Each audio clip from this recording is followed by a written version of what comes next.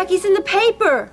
Our Becky? New singing sensation Becky Hewitt will soon be sweeping across the country as quickly as her new album is sweeping the charts. Ms. Hewitt's debut concert this Friday night at the Stromberg Auditorium is already a sellout. She is on her way to the top, fast. I don't know whether to be happy for her or sad. She and Russ were so in love. Well, their marriage was weak from the beginning. Their foundation just wasn't there. I'm glad our marriage doesn't depend on a piece of paper. Me too. I wish Becky and Russ could have found our secret. Don't forget, Russ almost did. Well, that was before I met you, and you swept me off my feet.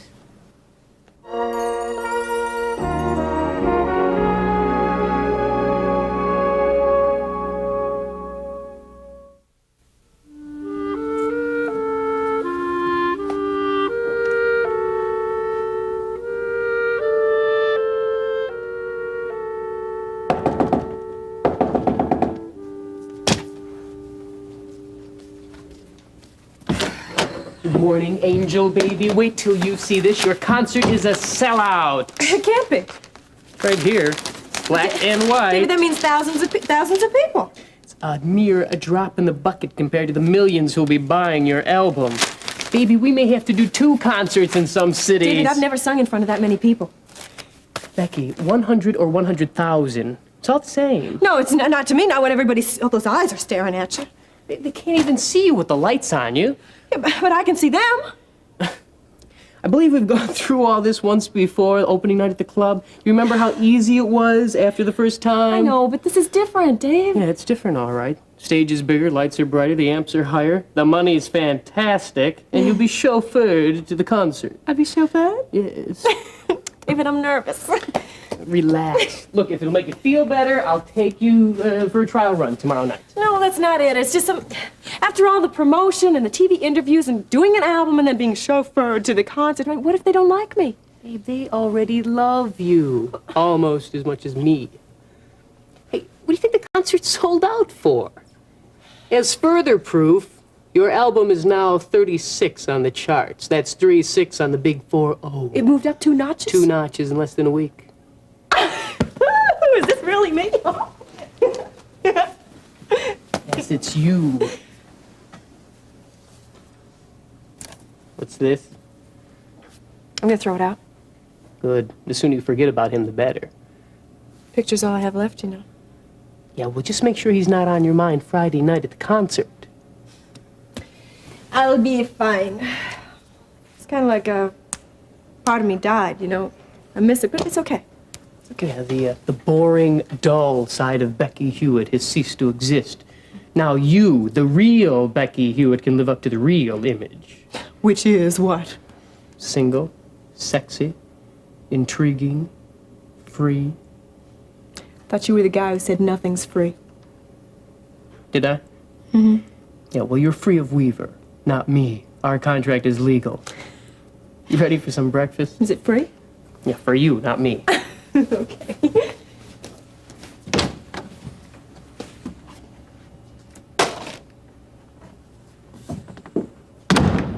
This is the result, the official result of the investigation? Yes, and as you can see, the police report substantiates my investigation. What I see here is no explanation. Well, that's correct. The drug inventories all checked out negative, as well as the room charts. Now, did you double-check them? 3 times. Mrs. Mason had no access to Seconal capsules through this hospital. In fact, she wasn't under any medication. Is it possible that she got the capsules from another patient? She wasn't seen out of the room during the day of the overdose. Can we be sure? Remember, the nurse didn't check her for over 2 hours. Nurses were in the vicinity. Also, no patients in the area were taking such medication. Well, there must be some explanation. You simply haven't found it yet. I know of only one explanation, Mr. Lewis. The capsules were given to Mrs. Mason from an outside source. A visitor? Well, now, that's not written down in this report anywhere, No, is it? sir, but there I Well, know... make sure that it isn't. That's all we need for a rumor like that to get out. The newspapers would have a field day. Kingsley General Haven for dopers. I don't understand. Mrs. Mason was admitted here with a drug problem. Now, extra precautions should have been taken to make sure that her sources were stopped. Care was taken, and Mrs. Mason was improving. And her condition at present? Well, she's still in a coma, but I expect her to improve. Now, do you have any medical foundation for that? Or is that just that you've been praying? Well, I'll admit it's more of the latter, but I do feel Mrs. Davidson, must I remind you again that this is a hospital? We deal in facts here, not in prayers or so-called miracles. The facts are that Mrs. Mason's condition remains the same. She's alive. And where there's life, there's hope. Oh, I couldn't agree with you more, which is why I want her transferred to another hospital as soon as possible. But she's receiving the best possible care here by doctors who are familiar with her case. Other hospitals and doctors are just as capable. Well, there's none close by. I'm sorry, but it is my job to keep this hospital out of lawsuits and away from adverse publicity. You remember what happened when that Cummings man refused to die? That cost the hospital $14,000. You're afraid Mrs. Mason will live? Oh, I didn't say that. I wish her a speedy recovery at another hospital. In the meantime, as long as she stays here, whether she lives or dies, she is a high-risk patient.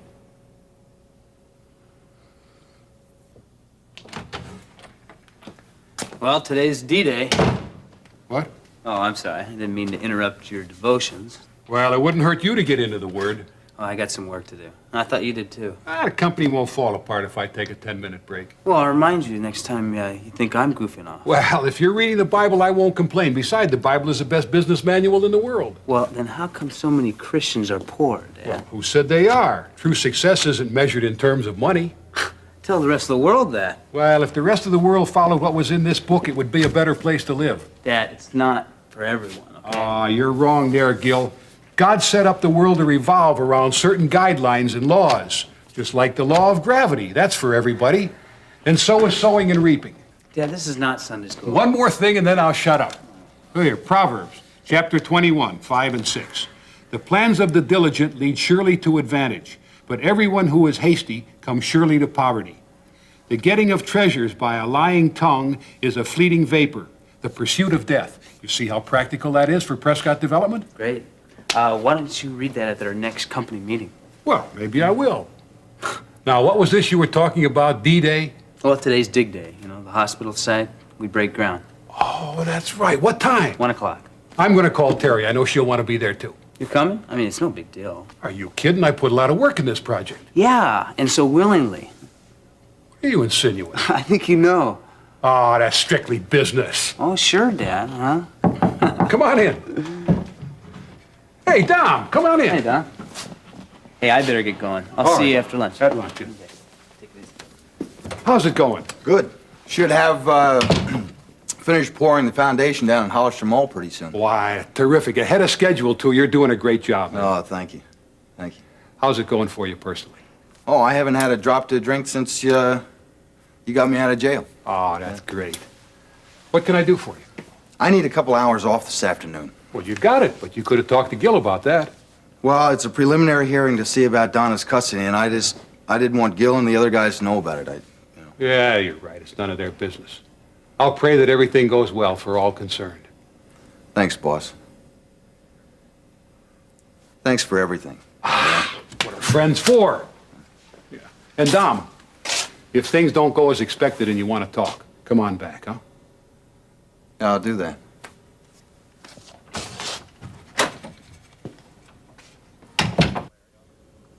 No, thanks, Larry. I'll do you a favor sometime.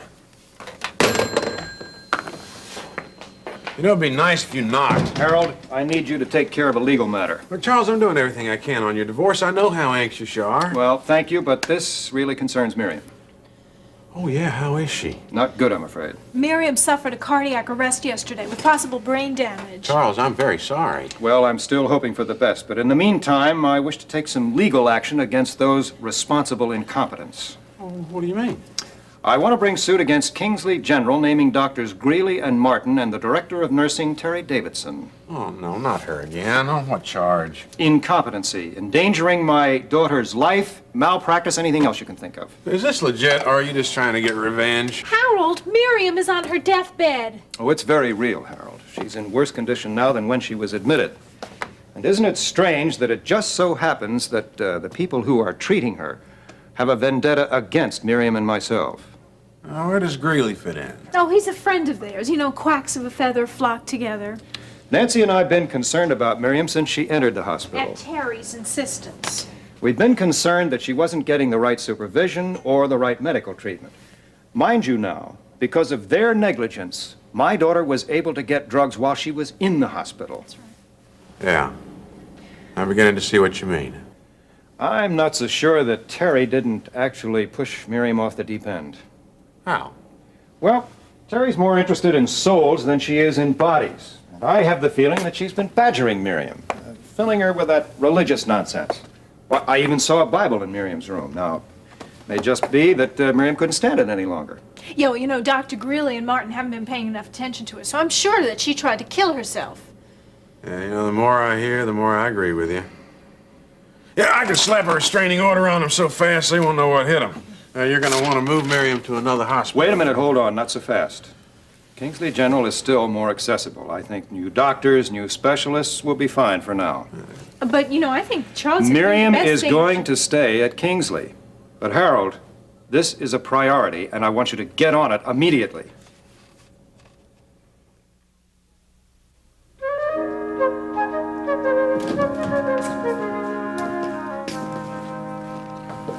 Hi, Vic. How's it going, babe? Oh, hello, Peter. I'll get your permits for you in just a minute. Okay, no hurry. I got the time. Maybe you do. I am swamped. You know, since Jean transferred to Commissioner Prescott's, I haven't had time for anything. Oh, they should get you some help. Yeah, well, they're working on it, but... I'm sorry, I didn't know you were waiting. May I help you? Oh, I'm with Peter. Oh, you work at Prescott Development, too? Yeah, you can say something like that. Oh, I can tell you work outside. You've got such a nice tan. I like to swim. No kidding. I love to swim. It's my most favorite thing to do. Oh, mine too. Well, almost. But I'll bet you look great in a bathing suit. Thank you. I like to swim too, but look, we need to get these permits in and running. Right. I should be right over here.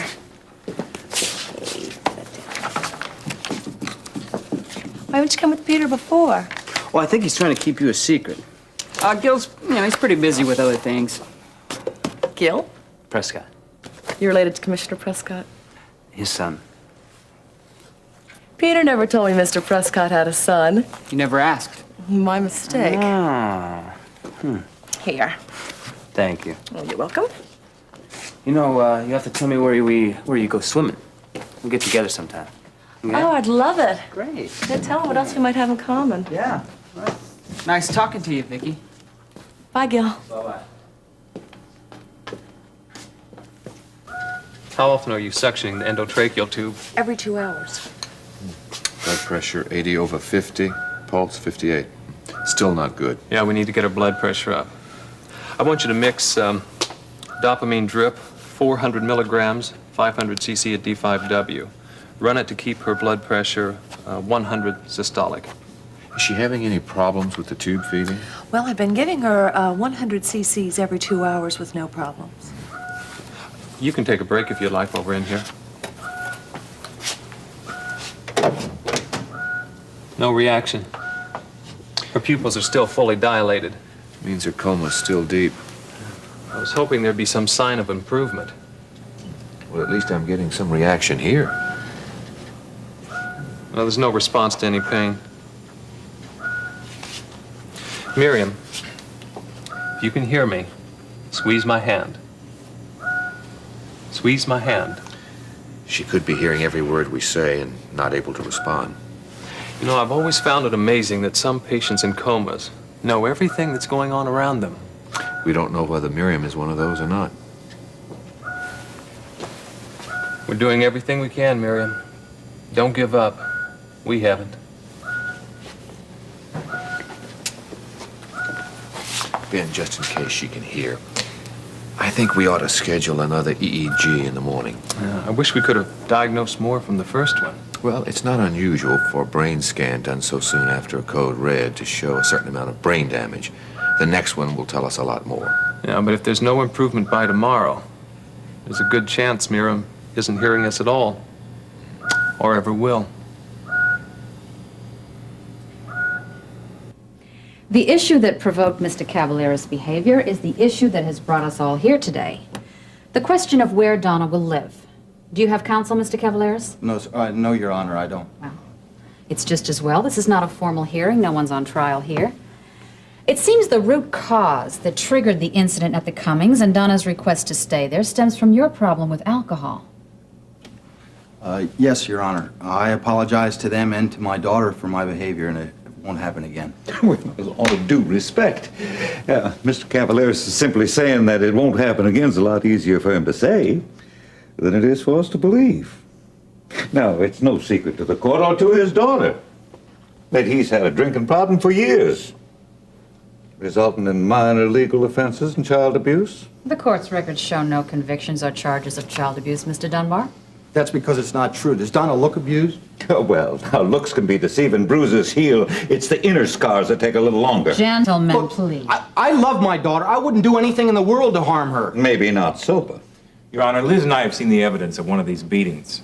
When Donna came to us, she was crying and she had bruises on her face and on her arms. Did she tell you she had been beaten? Yes, by her father. Well, why didn't you call the police? Well, she didn't want me to. I remember whipping her, but I didn't beat her. Were you drunk? I'd been drinking. Well, now, the difference between drinking and drunk's about as thin as the difference between a whooping and a beating. Your Honor, the words that Donna used when telling us what happened were drunk and beating. Donna, can you tell us what happened that night?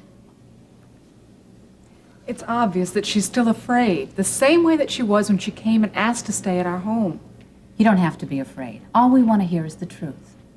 Well, I came home a little bit late one night, and he beat me for it.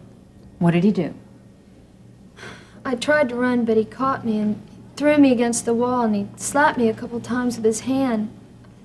I got away, and I ran to the Cummings. What we have just heard doesn't sound like a mere whooping or justifiable chastisement. No, it doesn't. Donna, you're not telling all the truth. She didn't come home, Your Honor. She didn't come home for 2 whole days, and I went out and I looked for her, and I found her. Yeah, I was drinking. Yeah, I was angry. Father has rights, too. Not to beat his child, he doesn't.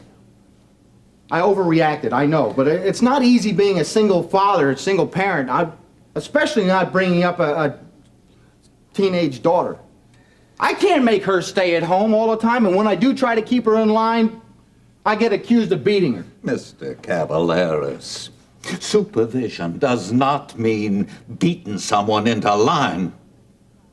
I have the same problems with Donna that all parents have with their teenage children. You can't blame society on me.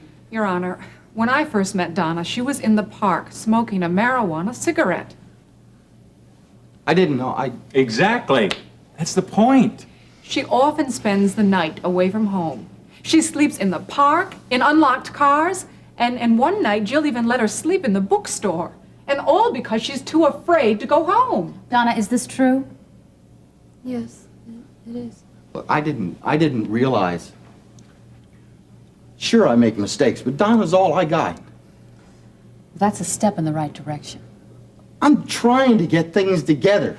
I mean, I fixed the Cummings door, I'm paying the doctor bills, and I've quit drinking. Just like that. I haven't had a drop since that night, and I never will again.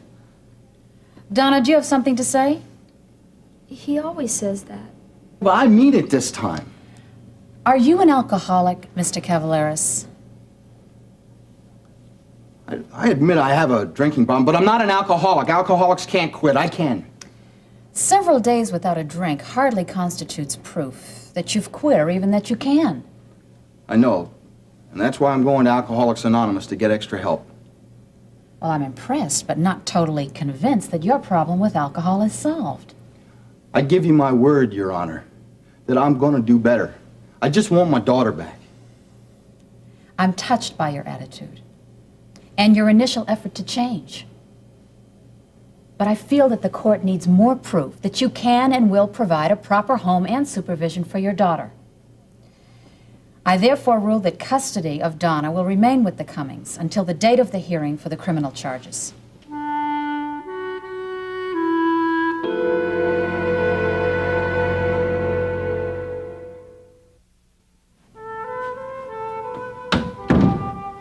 It was nice of the judge to let me see you alone. I'm not mad at you. I didn't mean to get you in trouble. I know you didn't. This whole mess is all my fault. It's not yours. I don't know why I act like, yeah, I do. It's because I drink too much. Then why do you do it? It's not easy without your mother. But you drank when Mom was alive, too. Yeah, but not as much. I didn't drink as much. Dad, I stayed as long as I could. I just couldn't take it anymore, just like Mom couldn't. Oh, but your mother understood. No, she didn't. Look, let's not rehash the past, okay? I'm really gonna change this time.